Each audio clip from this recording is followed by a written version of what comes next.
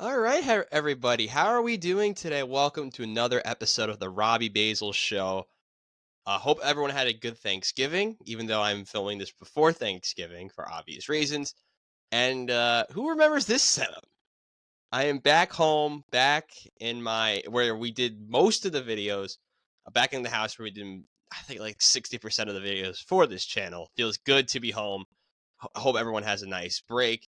Eventually, you will see more episodes in my house, in my room, here, etc. But for now, this is going to unfortunately be the only video before my 1 month break, where you will be seeing me in the studio, and we have a lot to talk about. So I'm going to just shut up about the house and talk about what we're here to discuss, which is the final international break video of the calendar year. I know I've done a lot of them. I know.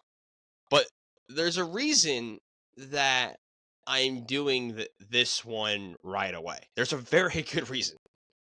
And I'm going to open with this.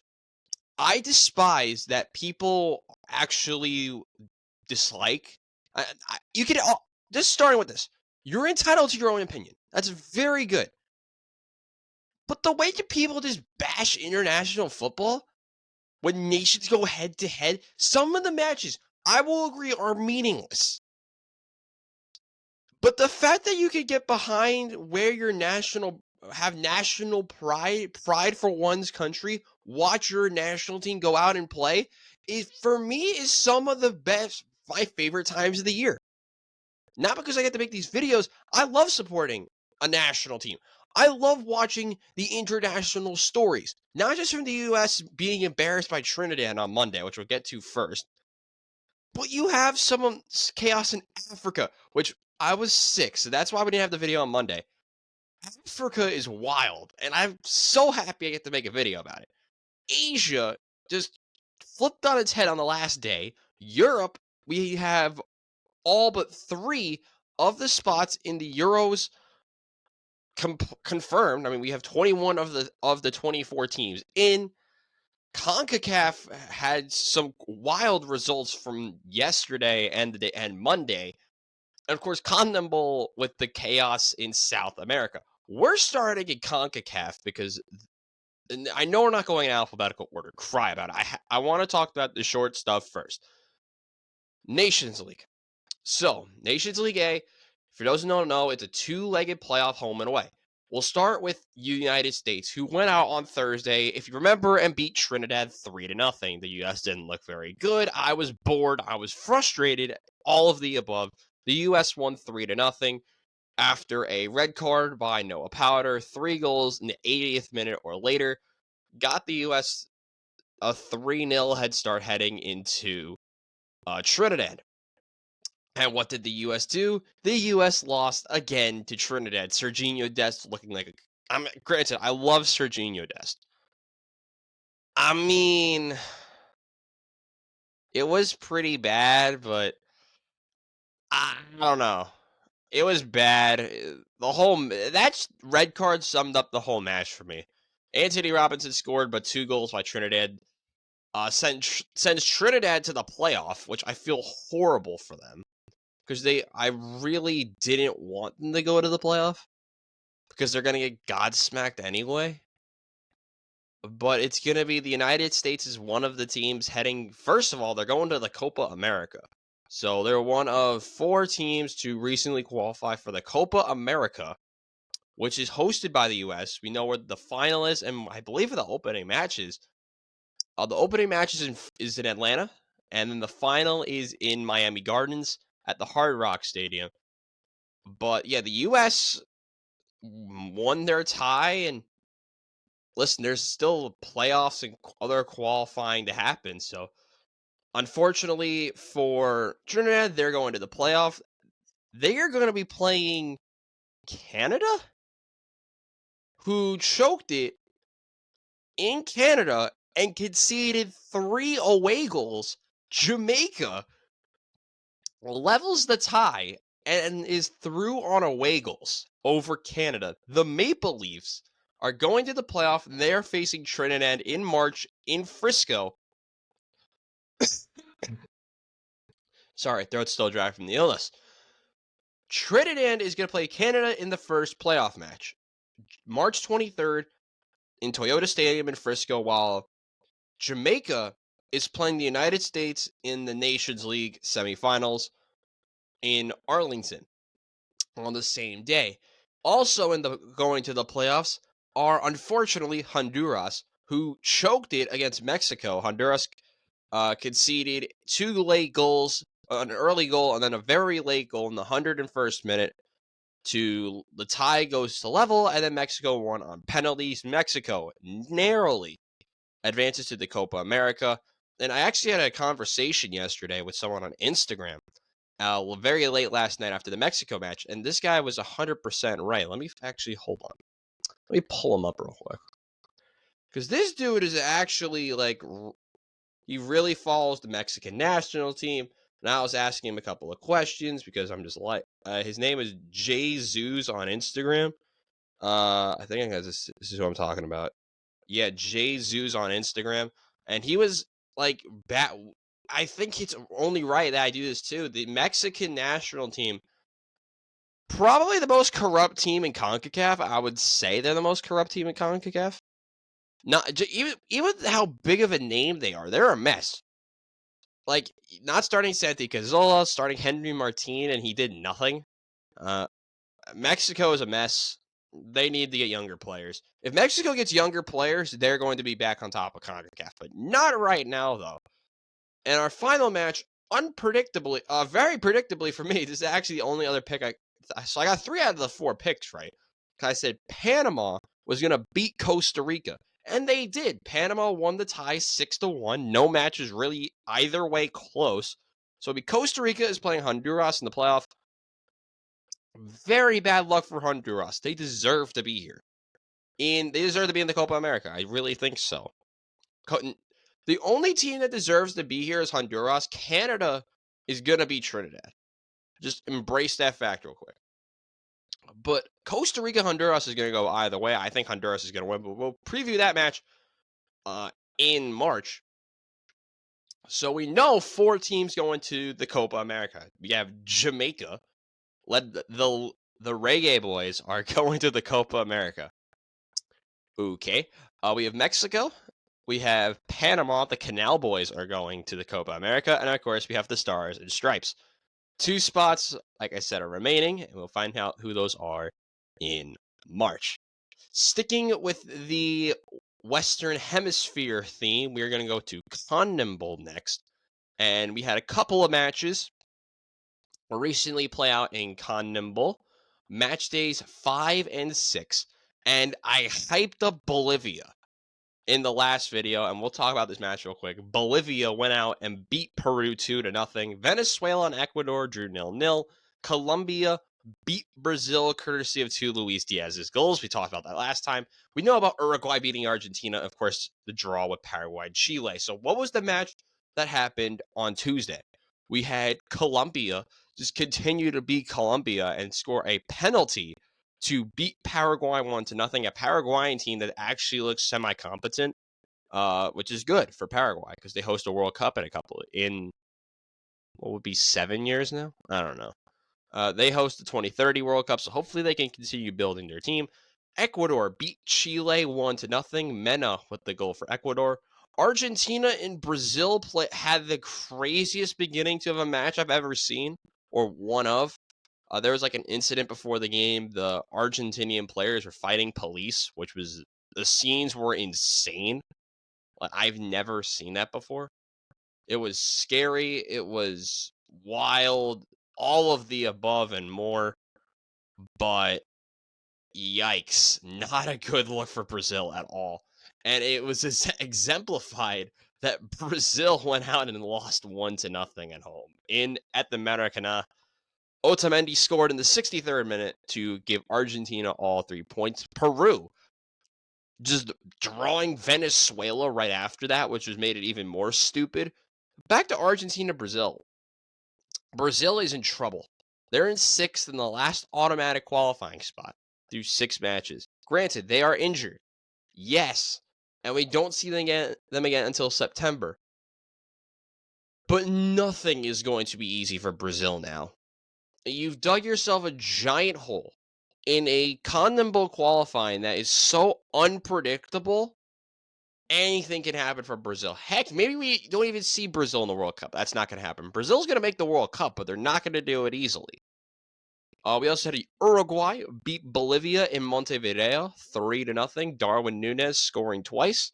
And own goal gave Uruguay all 3 points. So let's look at the table here in Condom Bowl. Argentina lead on 15 points in 6 matches with 5 wins and a loss. Uruguay are in second, 2 points behind, followed by Colombia, who went out in this window. They are unbeaten. They are the only team unbeaten left in Condom Bowl. 3 wins and 3 draws. They are in third. Venezuela, after drawing both their matches in this window, are in fourth. Ecuador, who also went unbeaten in this window, they are in fifth. Brazil, who have lost 3 in a row, have dropped to the pack. They're in sixth. Paraguay, who unfortunately only got 1 point in this window, they are in seventh. Chile in eighth. Bolivia is somehow back into this. They are in ninth. And of course, Peru, the only team to not win a match yet, is in 10th. By the way, Bolivia, their defense is shocking. I'll just tell you right now, they have conceded almost double the amount of goals of everyone else. They're the only team to allow more than 10 goals, and they have conceded 14 goals in 6 matches. The next highest total is 8. Just understand how crazy that is real quick. It is now time for the total insanity, and we are going to start with the brief one in Europe. So, the Euros qualifying. Some of the spots were on the line, so let's just recap some of the teams that officially qualified. So, the last teams to officially qualify, we had a couple of winner-take-all matches on Monday and Tuesday. So, let's break them down. We're going to start going group by group as per usual. Of course, we had Spain and Scotland. We knew about them. Norway, of course, choking. We have France, and then the Netherlands did actually advance. Greece is going to the playoffs. Good for them. Ireland only beat Gibraltar twice and then lost everyone else. And of course, Gibraltar, who conceded 14 goals to France in their, I think that was their last match. I don't know. Yeah, that was very ugly for Gibraltar.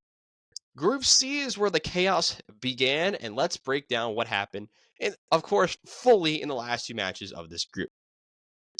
So, in November 17th is when our first games were, and we had England, who somehow struggled with Malta. Uh, they had one legit goal. They won 2-0. Italy, who somehow struggled at one point with North Macedonia again, got the revenge. They won 5-2, setting up a do or die match with Ukraine. But more importantly, North Macedonia just drew England, and England didn't legit score. They didn't go absolutely nuts. They had an own goal. That's how England got a goal in this match, was an own goal, which is concerning. So they scored one legit goal the entire window. Yikes. And then we had Italy and Ukraine play a controversial final match with a possible missed penalty.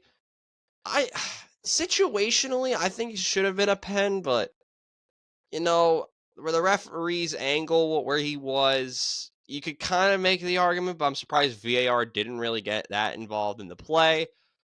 Ukraine fans on Instagram and Twitter were going nuts. Fans across Twitter and Instagram were going nuts. It's a 50-50. I think it should have been a pen, but I wish VAR got involved. But it would have been funny to see Italy in the playoffs. But Italy is going back. Could have partial controversy there, because I think there was someone, one of the FAs or the head people in UEFA said Italy should go through, and then they went to, I don't know. I don't know the full story there, but Italy's through. Ukraine's in the playoff. Hate to see it, because Ukraine, the playoffs are interesting. I'll just tell you that right now. But let's go to group letter D, and Group D was settled with Croatia. Congratulations to Croatia. They went through. Wales advancing to the playoffs via the Nations League. Unfortunately, Armenia and Latvia could not hold up. Group E, a little bit of insanity here in Group E. Czechia drew Poland, eliminating Poland from automatic qualifying. Moldova had a chance, but they got a red card on what would be Monday. And unfortunately, they went out and lost to Czechia 3-0. Czechia going back to the Euros. You love to see a team like Czechia back. Czechia are an interesting one, but also shout out to Albania. Once again, they're going to the Euros for the first time. Only their second time in history. Their first since 2016. Group F, we already knew about Belgium and Austria, but shout out to Estonia for somehow making the playoff because there was not enough teams to get out of League A to make the playoff. So then it goes to League D, and Estonia is the best League D team.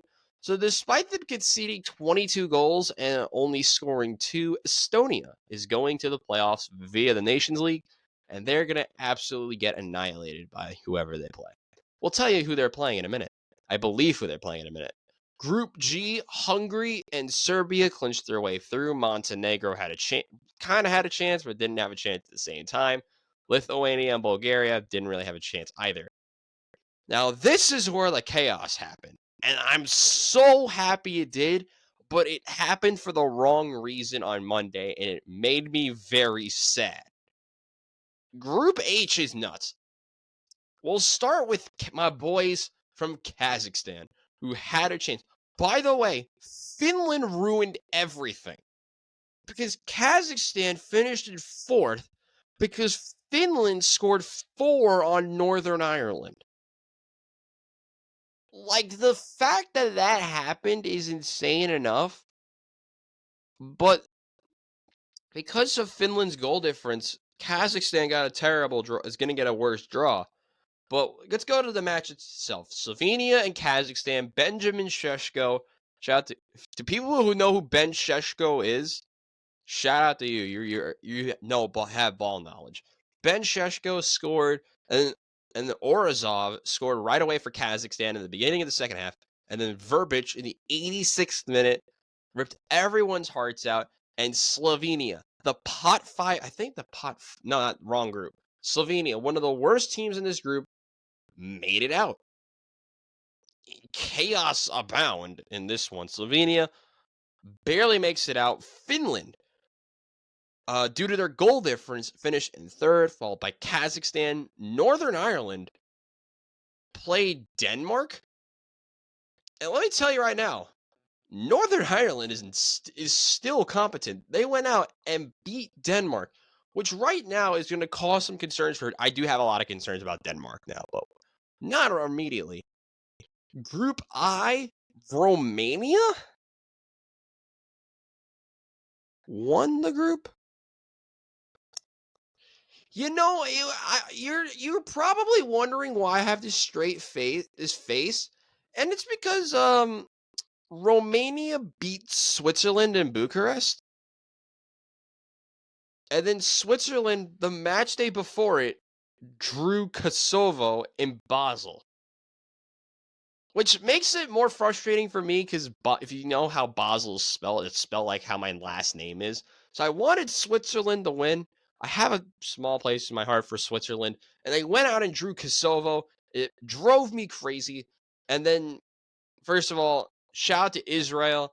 I know the conflict they're having right now, but they went out and made the playoffs. Shout out to them. And they finished in 3rd, highly deserving. They're going to the playoff. But my God, Romania. They had a great qualifying window. They deserve to be here. And then Group J, Portugal, Slovakia holds on. They made it in. And then Luxembourg, Iceland, and Bosnia all going to the playoff due to their standing in Nations League C. So how did these playoffs work? Well, let's talk about it. So we know the majority of the draw. A majority of it.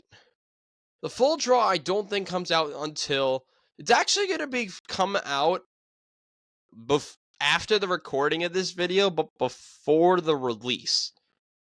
If that makes any sense. So we know the path C. It's Georgia. So the boys with Kavisha Kvaratskhelia are playing Luxembourg. Okay. and Greece is playing Kazakhstan.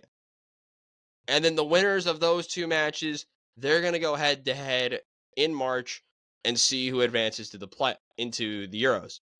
We also know in Path B, we have Israel and Bosnia. They're not playing each other. They are the home sides in their tie in Path B. We just don't know who they're playing yet. I think it's either going to be Finland. The teams that still have to be drawn are Finland, Ukraine, and Iceland. So we don't know who so those are two teams that we don't know who are playing yet.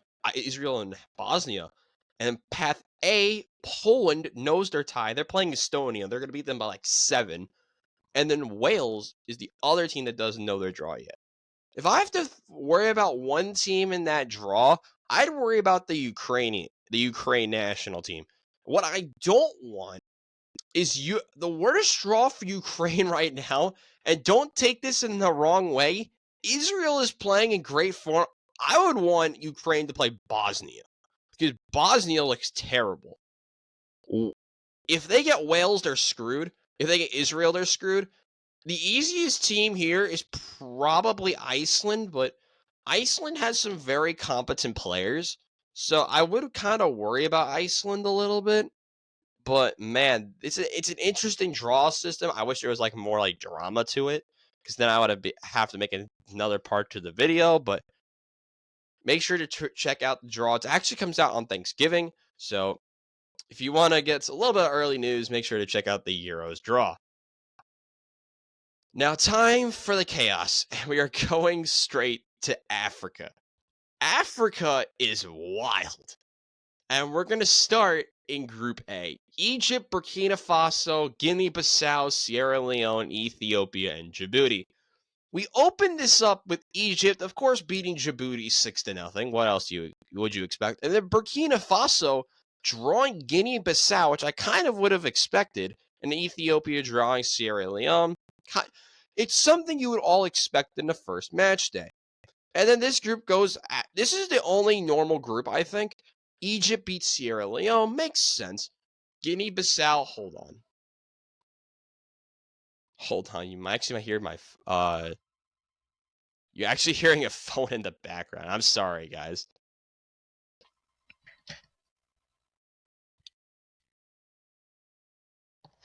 Sorry about that, guys. We're not doing cuts in this video.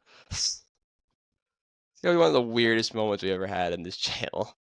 But back to the content. Guinea-Bissau won, Burkina Faso beat Ethiopia, and then Egypt beat Sierra Leone. So the only normal group here was this group. And then Group B is where the chaos began. And we'll start with the DR Congo beating Mauritania, Sudan just drawing Togo, which, cool. And then Senegal beat South Sudan 4-0. So kind of regular things going on. This is where the weird stuff begins. Sudan just beats the DR Congo, which doesn't make any sense. Togo draws Senegal again, because we saw that the last time World Cup qualifying happened. And then South Sudan drawing Mauritania, the two bad teams just drawing each other. So here's where we are after 2 match days. Senegal and Sudan are tied at the top, which makes no sense. The DR Congo in 3rd, Togo in a respectable 4th after drawing their first 2 matches, and then Mauritania and South Sudan with 1 point because they drew each other. Here's my favorite group of them all. And I have to call out Nigeria. I hate doing this. Nigeria, the best team in this group, within 4 days of each other, drew Lesotho and Zimbabwe. You probably can find Zimbabwe on a map. If you tell me you can find Lesotho on a map, I can. That's because I'm sitting down and looking at my phone and my iPad all day. But you? I actually have faith in you guys. It's in like South Africa. It's like an independent part of South Africa. But Nigeria drew Lesotho and Zimbabwe. What? This is like my favorite. This is why I love international ball so much. This video is so scuffed. But Nigeria drew Lesotho. Rwanda drew Zimbabwe. South Africa beat Benin, which sucked. But and then we have the aforementioned matchup we just talked about. Lesotho drew Benin, and then Rwanda just beat South Africa.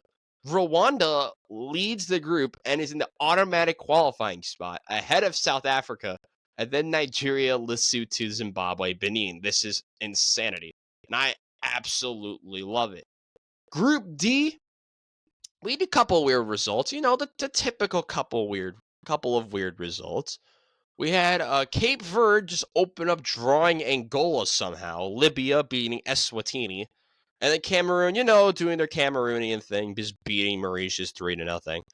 And then Cape Verde beat Eswatini, doing their normal stuff. And then Cameroon just drawing Libya. Just embrace that fact real quick. And then Mauritius drew Angola to confuse everyone. Cameroon still in the top spot, tied with Cape Verde and Libya but of course Cameroon ahead on goal difference. Angola in a respectable fourth, followed by Mauritius and the aforementioned Eswatini, who have yet to score a goal. Group E, Morocco is tied at the top, but we'll go through how this. So remember, Eritrea, who was supposed to be the pot 6 team in this group, withdrew or got disqualified. I don't know. Zambia opened up by beating the Congo. Tanzania opened up by beating Niger. And then Tanzania lost to Morocco. What else would you expect? It's Tanzania. And then Niger beat Zambia to put our group where we're at right now. 4 teams tied at the top with Morocco, Zambia, Niger, and Tanzania. I'm surprised about Tanzania. Granted, they got absolutely owned in the game with Morocco. Like, the XG and everything was crazy. But the fact that there was, like, semi not getting blown out, I have a weird feeling about Tanzania. I don't know. Group F, the disappointments for me began. We saw, of course, the Gambia losing to Burundi somehow, and then the Gambia lost again, proving my point, or basically eliminating my point about the Gambia as a whole off the jump. Ivory Coast beat the Seychelles 9-0, making it the biggest result by an African team in World Cup qualifying history. Gabon beat Kenya after going down 1-0. Then Kenya proved their competence as they beat the Seychelles 5-0. Gabon beat Burundi, and of course the aforementioned result with Ivory Coast puts us at this group where Ivory Coast and Gabon lead on 6 points. Of course, Ivory Coast ahead because of their ridiculous goal difference already. Ivory Coast is basically guaranteed, and we've played 2 matches.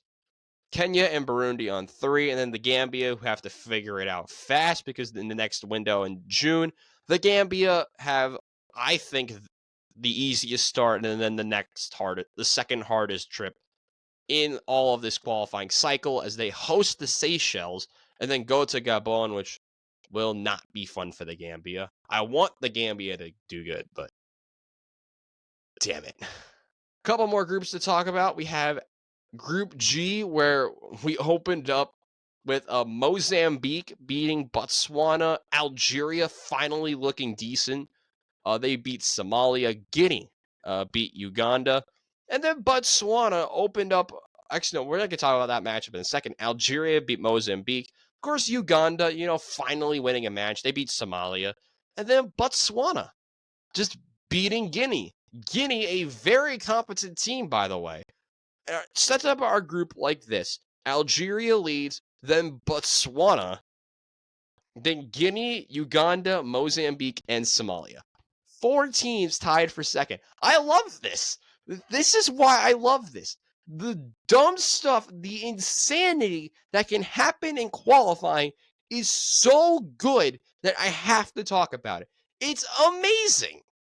Botswana. Like, what? And Guinea's a great team. Guinea is probably, they're the pot 2 team in this group. Botswana, I think, was pot 5. This is nuts. Botswana, chat. Botswana. And we haven't even got to my second favorite part yet. That's in 2 groups. 2 more groups to talk about. We have Tunisia, Equatorial Guinea, Namibia, Malawi, Liberia, and Sao Tome and Principe. Equatorial Guinea played a snooze fest until the 67th minute where they beat Namibia. Malawi picked up a 3 big 3 points against Liberia. And then Tunisia beat Sao Tome and Principe because that's what Tunisia does. Tunisia then followed that up by beating Malawi. Equatorial Guinea beat Liberia, and then Namibia beat Sao Tome and Principe. So this group's actually going how it should be. Tunisia and Equatorial Guinea. Tunisia had on goal difference because they won a match 4-0. But I think that's gonna the goal differences eventually are going to come back to each other in a couple of windows because, of course, Equatorial Guinea opens the next cycle in June playing Tunisia. So I'm very intrigued about that match, by the way. So we'll see how all that insanity goes. That group should not be talked about very much. This is what I was looking for. This is, oh my God. Group I. Mali, Ghana, Comoros, Madagascar, the Central African Republic, and Chad. We open it up with a heart with the Central African Republic just removing my heart from my body as they lost 4-2 to freaking Comoros. For those who don't know where Comoros is, it's like that sliver of islands like to the east of Madagascar that like no one cares about, like northeastern, I think is where it is. And the reason I'm talking about Comoros is they went out and beat Ghana again. This is the second time in 2 years, in I think 3 years, they've beaten Ghana. They beat them in the last AFCON to make the knockouts. Now they've come out and beaten Ghana in a World Cup qualifying window. I'm concerned for Ghana. But Ghana at least won their opening match. They beat Madagascar on a 96th minute winner from this Williams guy, Inaki Williams, to win in Kumasi. Where is this? It is in Ghana. It is in Ghana. I'm not going to question that. But Mali beat Chad 3-1. Then Chad lost again. So Madagascar, by the way, they're looking okay. I got to give it to Madagascar. Like, the surprise team in this group, it could be Comoros. It is Comoros, but Madagascar, Listen, if they pulled off a 0-0, Comoros and Madagascar could be 1-2 in this group. But I'm dead serious. If Madagascar drew Ghana, Madagascar would be second on goal difference over Mali. Mali drew the Central African Republic, setting up our group as Comoros, then Mali, then Madagascar, then Ghana, then the Central African Republic, then Chad. So, of course, top spot goes to the World Cup, but who would be the teams in the playoff? It would be Gabon, Equatorial Guinea, Burkina Faso, and then Mali. And because of their goal difference and head-to-head and like strength of opponents so far, Cape Verde, Sudan, Zambia, Botswana, and South Africa follow. And I know I'm rushing through this, but like Africa, like if you want to tell me about a shocking result in Africa, if you don't tell me about freaking Nigeria not being in a high ranking right now, I don't know what to tell you. Really? Drawing Lesotho at home and then drawing on the road to Zimbabwe? That was on the road, right? I just got to make sure of this. Yeah, they went out. Oh, they played in Rwanda. That's close enough. Nigeria drawings. They drew Zimbabwe? Really? Zimbabwe and Lesotho? Jesus Christ. Finally, we're going to go to Asia, where not really much controversy happened until like the back end of it.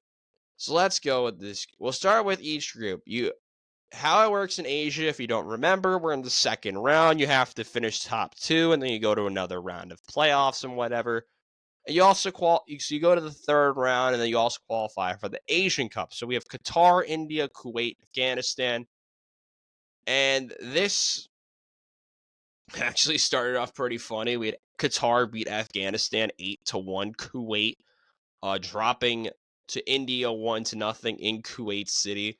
And then Kuwait beat Afghanistan. Afghanistan are going to get annihilated. How many goals? I think that should be the betting line of how many goals Afghanistan, like a team like them, would score. And then Qatar beat India. Qatar actually looks good for the first time in like 2 years.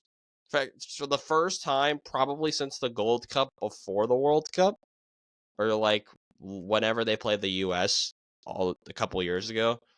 Qatar's in first, plus 10 goal difference and 6 points in 2 games. Their next window is in March, where Qatar plays Kuwait, and then Qatar plays Kuwait again. This window, but the round, and by the way, ends in June, so a lot more fun stuff to happen. Group B is where the fun begins. We have Japan, Syria, North Korea, and Myanmar. Japan beat Myanmar 5-0. That's how they're supposed to be. And then Syria actually played a fun match, apparently, against North Korea in a 1-0 win. And then North Korea just went out and beats Myanmar 6-1. And then Syria loses to Japan 5-0. Yes, I said North Korea won 6-1. So North Korea on goal difference, they are in second. Syria, because they lost 5-0, are in third, and Myanmar are in fourth. Group C, aka this, featuring a couple of those Southeast Asian teams. We have South Korea, who beat Singapore 5-0. By the way, it's South Korea, Singapore, China, and Thailand. China beat Thailand in a match that I wish it should have been a 1-all draw. And then Thailand followed that up by beating Singapore in Singapore 3-1. South Korea beat China, setting up our group as South Korea, then Thailand, then China because of goal difference, and then Singapore, who are getting beaten like a drum. Singapore plays China twice in March, so possible chance for Singapore to get back into it, but not looking very good currently for Singapore. I will say that right now. And then Thailand plays South Korea. You gotta hope you get like 2 draws out of that, because the final window, you're on the road to China, then home to Singapore. So it's going to go down to the wire in Group C. I'm actually very excited to see how that goes. Group D is fun. We have Kyrgyzstan, Oman, Malaysia, and Chinese Taipei. Oman opened the play on the 16th by beating Chinese Taipei 3-0. And then I think we have our best match of Asian qualifying so far. Malaysia and Kyrgyzstan. Malaysia goes down 3-1 with courtesy of goals from players I am not going to say because I just think it's impossible. So, and then Malaysia scores 3 times in under 20 minutes in the 72nd, 77th, and then next it's 21 minutes. And then the 93rd minute for a winner, Malaysia gets a very big 3 points. And then they win again. They beat Chinese Taipei on the road 1-0. Kyrgyzstan responding by beating Oman. So the top 2 right now are Malaysia and Oman. I did not expect this. Kyrgyzstan, who are on 3 points, of course, behind on goal difference because they've, of course, conceded those 4 goals to Malaysia. But Kyrgyzstan at home might be intimidating, and Kyrgyzstan are going to be in for an interesting next window because they play Chinese Taipei twice. So Kyrgyzstan can win twice. They're right back into it because I think Oman and Malaysia are going to split. So I think Oman might be in a little bit of trouble, but not in the worst situation ever since there's still 4 matches to go. Next group, Group E, Iran, Uzbekistan, Turkmenistan, and Hong Kong. We opened with Iran being Hong Kong 4-0. That's not a shocker. Uzbekistan, after going down to the Turkmens, won 3-1. And then the Turkmens and Hong Kong drew 2-2. No shocker. And then Uzbekistan and Iran just said, yeah, we're just going to replay that script and draw 2-2 as well. So this group is going as the seeding should be: Iran, Uzbekistan, the Turkmens, and then Hong Kong. I mean, listen, the Iranians look good. Uzbekistan looks good. This is going to go how I predicted very easily. Not much needs to be said. The Iranians look great. Iran plays the Turkmens. Uzbekistan can really put themselves far into the next round. I literally think Iran and Uzbekistan are going to qualify for the next round in March. They're going to win both of their matches, and then they're going to go through. Upsets galore in this group. Group F, Iraq, Vietnam, Philippines, Indonesia.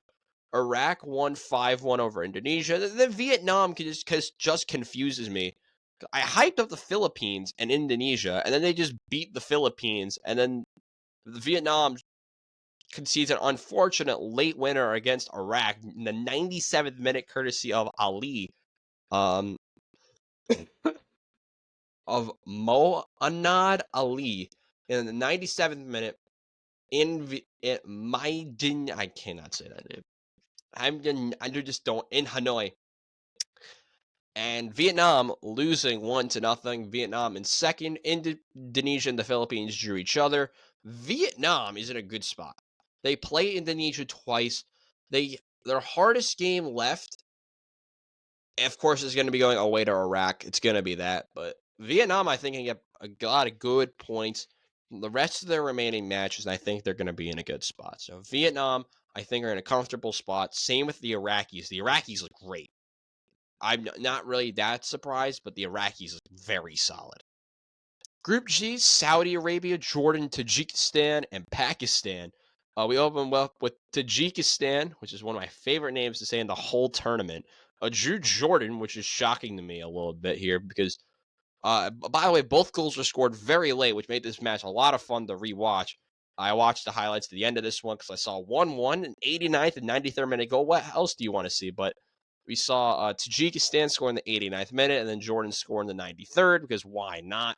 Saudi Arabia beat Pakistan 4-0. I'll be honest here, Saudi Arabia didn't look that insane. But then Saudi Arabia really followed it up with a great match against Jordan. So I don't know what to think of the Saudis right now. The Saudis are going to go through. I'm going to tell you right now, the Saudis are going to go through.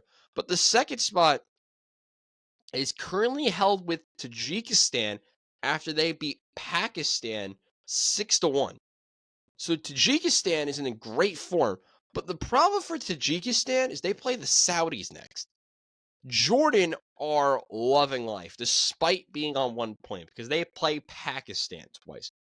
But Tajikistan, if they don't panic, will still have a very good chance to make it out. And I think June, when Tajikistan plays Jordan in Jordan, I think Jordan will be in a much better position. That match, by the way, is on June 6th, 2024. So we still got a long time till those two play each other again. But listen, you got to keep watching these international windows because some of these have some very intriguing storylines. Group H, 2 groups to go. We have the UAE, Yemen, Bahrain, and Nepal. I mean, should I say I'm shocked at all? I'm not shocked by this at all. The UAE beat Nepal 4-0, and then the UAE beat Bahrain, but Bahrain did get an early win against Yemen, and then Yemen beat Nepal. So Yemen and Nepal, for those who don't remember, are the two teams that qualified out of the first round. The UAE and Bahrain are both teams who I believe, are going to be in the Asian Cup anyway. By the way, speaking of the Asian Cup, I'm going to be doing a video in January, the first international video of January. I already have it. I think I'm going to do a Premier League video with Dylan. So Dylan's coming back, guys. Hopefully you're going to enjoy that. But I'm going to be doing a preview of AFCON and the Asian Cup in January. So hopefully you guys will enjoy that video. I'm actually really excited for that. I'm starting to prep for that during Christmas, starting in the late December break. So hopefully you guys are going to enjoy that video. Well, back to this. Bahrain, they're a competent team.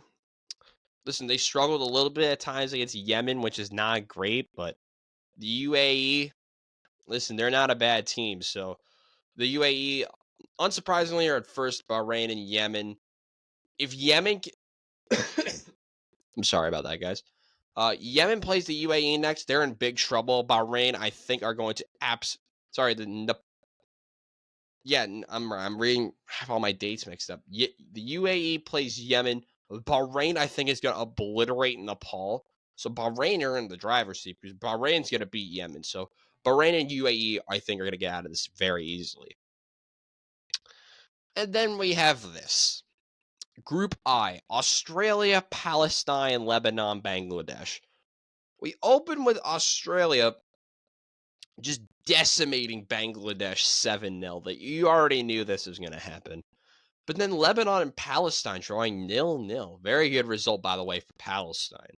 The Palestine holding Australia to 1 goal. They played this match in Kuwait.